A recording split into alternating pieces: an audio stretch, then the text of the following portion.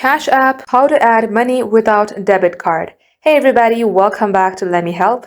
In today's video, I'm going to show you how you can do that. Head over to your Cash application from your device. So there are a couple ways from which you can add money through your Cash App. So the first way is going onto your profile on your top right. Under your profile, you will see an option that says Linked Banks. Tap onto it. Now, if you don't want to link your cards, you can go ahead and link your bank. To do that, just tap onto the plus icon of Link Bank and tap on Continue to link your bank account.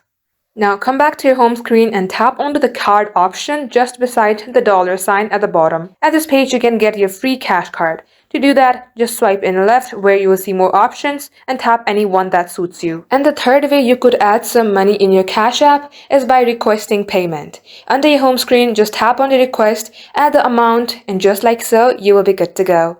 Thank you for watching the video till the very end. If you would like to see more videos on this, then do like and subscribe. We will get back to you soon.